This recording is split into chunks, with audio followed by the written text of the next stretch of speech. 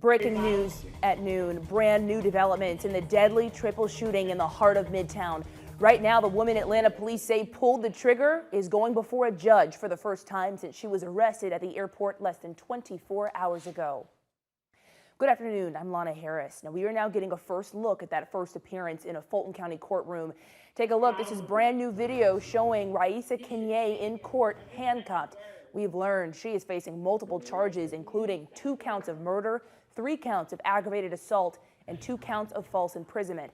Police are also telling CBS 46 that Midtown shootings were targeted attacks. We have live team coverage this afternoon. CBS 46's Madeline Montgomery is standing by with a brand new witness account to the accused shooter's arrest. We begin, though, with Rebecca Schramm, who is live at the condo building that was the scene of the first shooting. Now, Rebecca, you have learned more about how the victims and the alleged shooter are connected.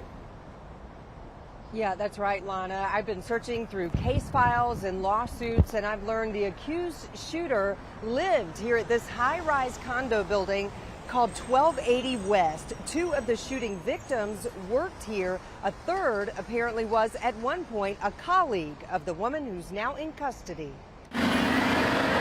Residents of 1280 West condominiums described 60-year-old building manager Michael Shinners as a man who was loved by the community, who could never be replaced. The widow of 41-year-old Wesley Freeman told CBS 46 via text that her husband was kind and gentle, incredibly funny, and that he never spoke an ill word of anyone. According to authorities and the building's management company, this woman, identified as 34-year-old Raisa Kenyei, entered the management office at about 1:45 Monday afternoon, shooting and killing Shinners and critically wounding Mike Horn, the management company's chief engineer. I've been in this building for 18 years. To hear something like that, this is definitely the worst day ever for this building. While authorities were investigating that shooting, they got a call of another shooting a few blocks away on Peachtree Street. Police say that's where Kenyei shot and killed Freeman. Freeman worked for the accounting firm BDO, the same firm the accused shooter lists on her LinkedIn page as a former employer. We've learned Kenyei was a plaintiff in several lawsuits. In May of 2020, she was one of several residents who sued the condo association at 1280 West over balcony repairs. In May of this year, she filed a lawsuit against several people and entities, including the 2 murder victims, Wesley Freeman and Michael Shinners. And we are working to get a copy of that specific lawsuit so that we can confirm some of the details of her complaint. Live in Midtown, Rebecca Schramm, CBS 46 News. All right, Rebecca, thank you for those updates. Now our team coverage continues with Madeline Montgomery. She is live outside the Fulton County Courthouse. Madeline, you actually tracked down a local witness to the arrest at the Hartsfield-Jackson yesterday. What can you tell us? Lana, it was just a crazy situation. It's a voice that a lot of you probably have heard before, Brian Moot.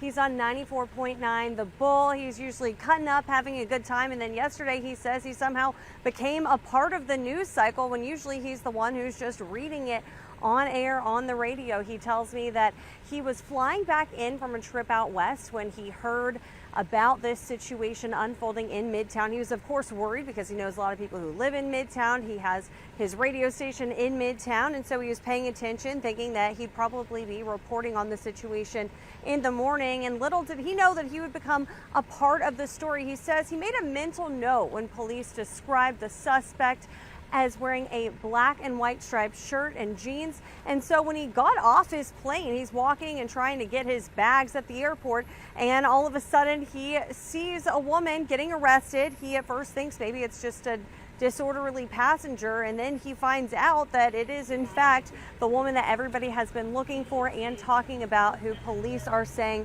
is the suspect in this shooting of 3 people. So he says it was just a truly shocking situation, shocking to become a part of the story instead of be the one who was just telling it. And one thing he really wanted to make sure folks knew is just how amazed he was at the situation, the fact that nothing bad happened. There was no violence during the arrest. He was just impressed, especially since it was told that Kenyei did have a gun on her at the time of the arrest. She had the gun that police believe she used in the triple shooting in her purse, but she did not have any issues when police came and arrested her. And so he just wanted to make sure we all gave credit to all of the different police agencies involved in this. Of course, it was Atlanta Police, as well as Fulton County Sheriff's Office, the MARTA Police.